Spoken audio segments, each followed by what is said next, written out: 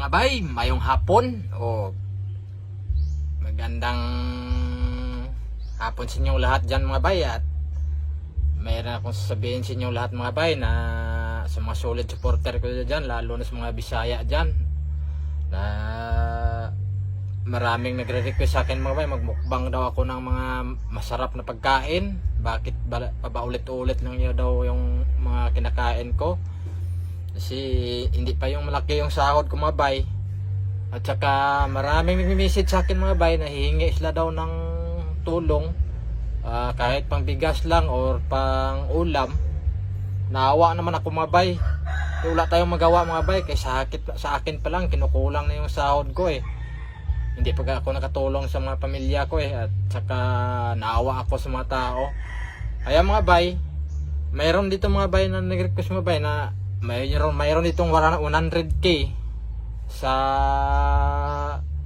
isang buwan na i-endorse lang ako ng sugal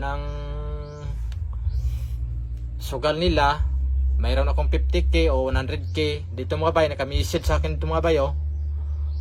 At saka dito mga bay, may nag-message sa akin din na hihingi sila daw ng pambili ng bigas. Sobrang hirap daw nila, wala silang pagkain. Kaya pinag-isipan ko ng malalim mga bay, o kukunin ko tong nila na sugal para may pang bigay ako, kahit hindi lang na mabigyan ko ng tapos yung mga request nila na masarap daw pagkain na mukbangin ko, mabili ko.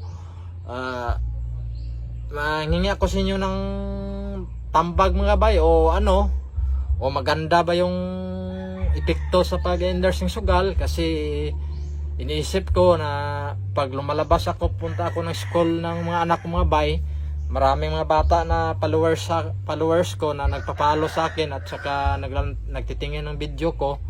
Pag nag-endorse ako ng sugal mga bay, baka malulo yung mga bata, at saka yung baon nila sa school baka isusugal nila mga bay. At saka kaawa naman, imbes na pangbili nila ng pagkain, isusugal pa nila. Kaya pinag-isipan ko mga bay tagagabi, masarap na sana kunin yung 100k kasi marami na akong matulungan at makabili na ako ng masarap na pagkain.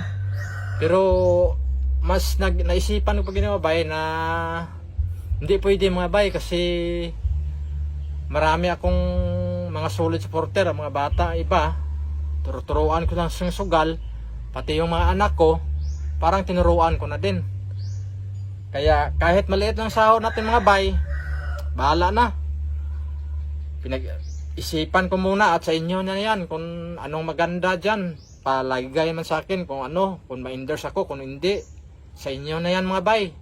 At saka naisipan ko mga bay na kahit hindi ako endorse ng sugal, mayroon akong Facebook page sa bago ngayon na Joker Vlog Zero to Boy Hapcock. Pakipalo naman mga bay, kay baka pag ipalo nyo ng mga bay, baka monetize tayo. At saka pag na-monetize na yun mga bay, kahit konti lang sahod at maliit lang, at least dalawa nang kunin natin. At kung ma-hack yung isa ko ka-account, mayroon akong isang reserba, hindi pa ako mawawala sa paningin yung mga bay. Kaya kayo na diyang bahala mga bay. Please palaigay ng mga bay, o anong sa inyo, kukunin ko tong offer sa akin. Kung hindi, tingnan ko sa pag-isipan ko muna to, kasi mahirap na